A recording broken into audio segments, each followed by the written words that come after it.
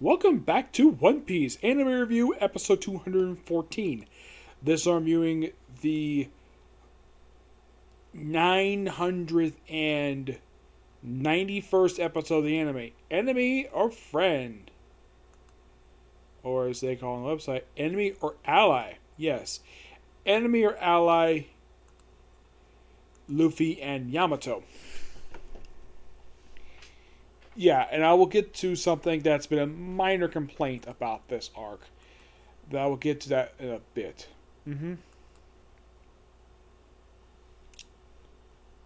This episode adapts from pretty much what was skipped there from last week, from chapter 983. They have pretty much pages 2 through 6. Yep, that page is 2 through 6. And they go through pretty much the first four pages, of chapter number 984. Episode does not pick up where we left off last week. My guess is they must have realized, though, that maybe we could put the sequence in the start of the very next episode. That's my personal guess what happened. So the episode opens up not where we left off last week with Luffy and Yamato. We actually don't get to that particular point. The episode's almost over. So we first start off with Usopp and Chopper still continuing their fight with Big Mom for a bit. And then she punches the tank as they basically launch up in the air. And that turns into partially the General Frankie mode, which I think in the manga this happened completely at random. In the anime, they actually have good of an explanation for it. And then, of course, would think basically to say, like, Big Mama's about to hit it again. And then, of course, someone says, Mama! Yes, that is seriously what happens.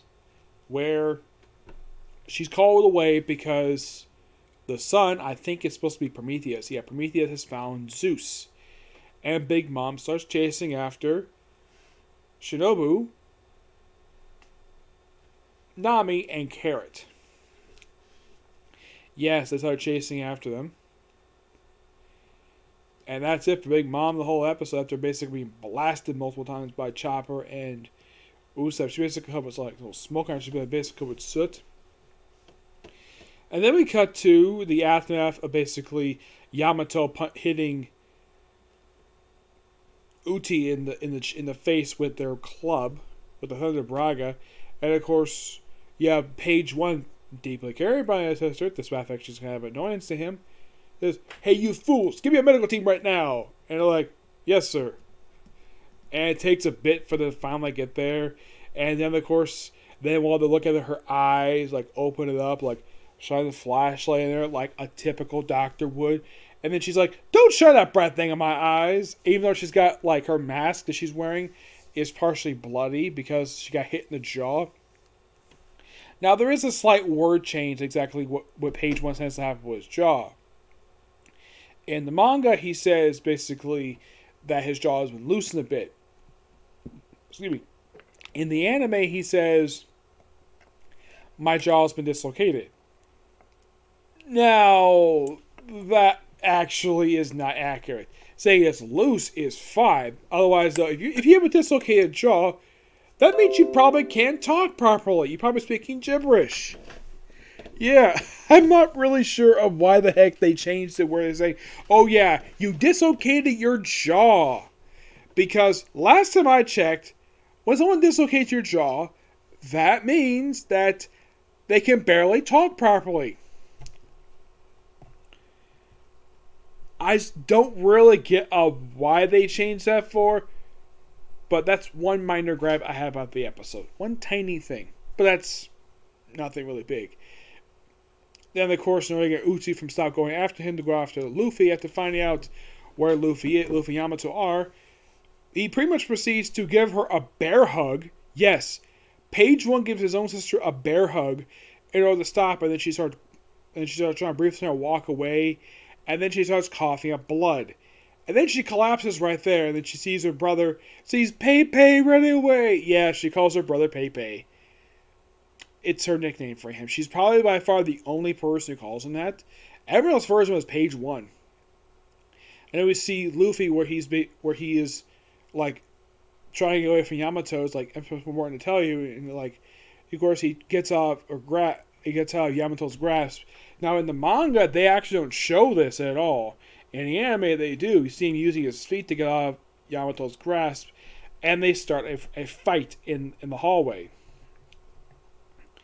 And pretty much Yamato is like, I need to tell you something. We need to do it in private. Like, it's like, you got 5 seconds. He's like, tell you in private. And then, of course, he uses Red Hawk on Yamato. Says, you remind me of him, that one guy I battled. And who was the guy that he battled? Ace, in a flashback. We do see Yamato with that mask on. And we can kind of tell that Yamato's got a feminine figure. I will not get into that much. As a matter of fact, I spoiled this already last year when this chapter came out.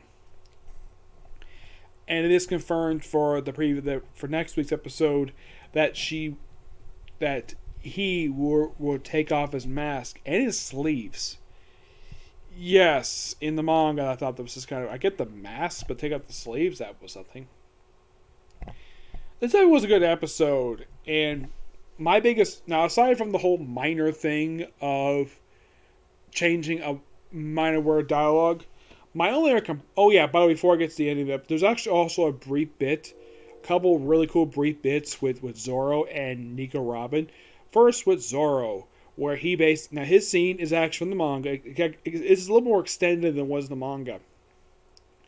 Where he comes across 5 power users, the Gifters, one of them happens to be a woman, who he doesn't point out in the anime, but I know who's basically that ability belongs to, with the whole thing of basically where the hands turn to blades.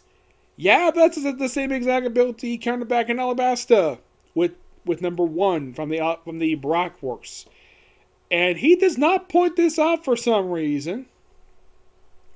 I have no idea why. I would have think though when he sees that, I'm like, I've seen someone with that ability before, except last I heard he's in jail. Though he could have gone out without prison when my captain started. And she's like, oh, I heard you want to be king of the pirates. That's Kaido's job. And Zoro's like, I have no interest in that. That job going to my captain. Which, okay, that's kind of funny. And he's able to take out a lot of the like lower level grunts really easily in a matter of like seconds. Then he turns attention to the actual group of power users, the Gifters. And then we see Jinbei and Nico Robin, characters who do not appear in the chapter this episode adapts from. Their scene is complete and original, where we see that they have arrived at the very area where Zoro had chopped a building in half. Yes, chopped a building in half. And here's something interesting about this particular scene. Like, we see Nico Robin wearing her sunglasses. Yes. Sunglasses she has not been seen wearing since Dressrosa. Why the heck she decided to spring out here? I have no idea. Yep, and we see Jinbei wearing a helmet now, even though he technically was wearing a helmet before. I have no idea where he got that from. Now, it's kind of similar to Nico Robin with her sunglasses. At least she's had those before. Jinbei having this helmet, it looks like the helmet he had when he was part of the Royal Army. Except that's a blue helmet, he had a white helmet. And I'm thinking though, like, why the heck were you wearing the damn thing for? And then we see a guy who's sitting on, he's basically holding Robin, and he's like, oh, what unit you with? And then she uses her power to simply knock him by simply just give a karate chop back in the neck, and he's knocked out. And we do briefly hear that Sanji's gone looking for women. So at least you got a chance to see pretty much all the Straw Hats in this episode, which is good. Except for Brooke. Brooke and Frankie are nowhere to be seen. There's a mention of Frankie, but no Brooke, surprisingly. Yeah, that's one. Okay, so before I get to the news chapter, I do have a couple of minor gripes about this particular arc. Well, both for the anime and the manga. First of which, Brook and his frequent disappearances. Like, why the heck would you have Brook disappear a lot in this arc? Heck, there's a lot of chapters he could have shown up in, and a lot of episodes in the anime, but he doesn't. Like, take for example him hiding out in a well. He held out a well for about 20 episodes and finally reappeared again. It's almost like the animators forgot he was even in the damn arc. Because if you notice, so every single arc this guy has popped up in when he's with the Straw Hats, he's there a lot of the time. Arcs like, well, Thriller Bark, Saba Odi, that he participates in. Fishman Island, Punk Hazard, all these arcs, plays a big role in these arcs. Doesn't play a role in Dressrosa, but at least that one has an explanation for his long disappearance. This one, there's no real reason for it at all. Yes, why would you have what my personal favorite male character happens where he makes frequent disappearances? Yeah, and that's a problem right now with this arc when it comes to manga and the anime. Another problem I have, mostly with the anime itself, is that we have this title for the episode where we tease that we're focusing on this episode, and we don't get to that until the last 5 minutes. This has happened several times now. I think the last couple times this happened was with freaking Zoro. Where we tease stuff with him. Like, he's in the title, but we don't have that stuff happen to the last 5 minutes.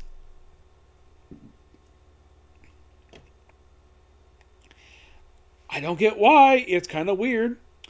But that's my only gripes about this particular arc. The lack of stuff for Brook to do, and the title's kind of be a partial lie. Aside from that, damn good episode, and makes me so eagerly anticipated for next week's episode. But this episode, like I said, really good. Couple of gripes, still a good episode. Alright, now moving on to chapter 1025, Twin Dragons. We have Usopp telling his lies to... I think this is an octopus. I don't remember where I've seen this guy from.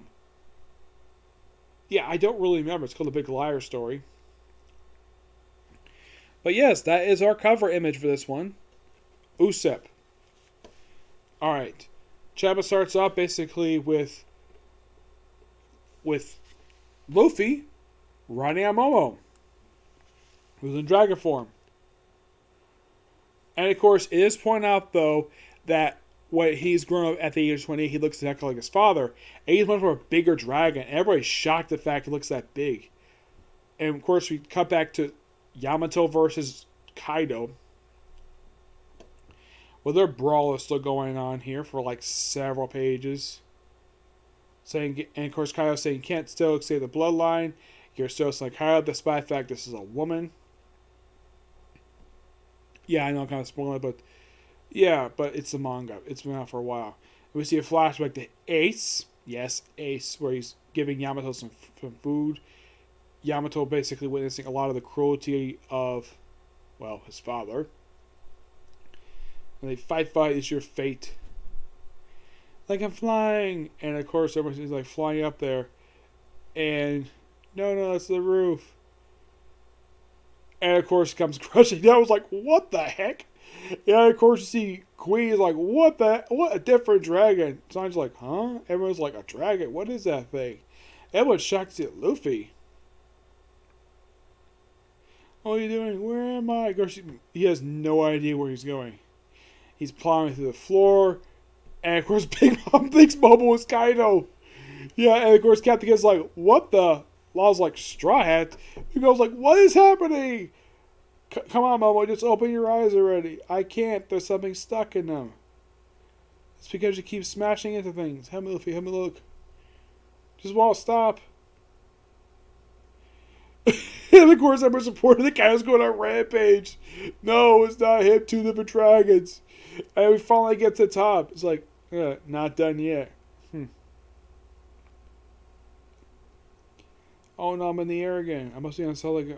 I must get something. Look, there's kind of charge on there. Kaido. And you have Gear 4. Snake Man. Yep, Luffy going to this mode. Like, When was the last time we went to this? When he fought frickin' Kaido from Whole Cake. Yeah, it's been a while since he summoned this mode. And then, of course, he punches Kaido right in the frickin' face, along with Yamato hitting his own father. And it's like, huh? Luffy! Hey, Yamato. You're holding back for us. Thanks. I'm so glad. And Kaido, going back to his dragon mode, he's like, how did you survive, Straw Hat? Who is that dragon? Name yourself. A pink dragon. Could it be? Nothing you can kill me. I'm the man king of the pirates. And my name is Kazuki Momoshiki, the man who will be the shogun of Wano. Momoshiki. What a surprise, little boy. But this world doesn't need 2 dragons. Wow. Yeah.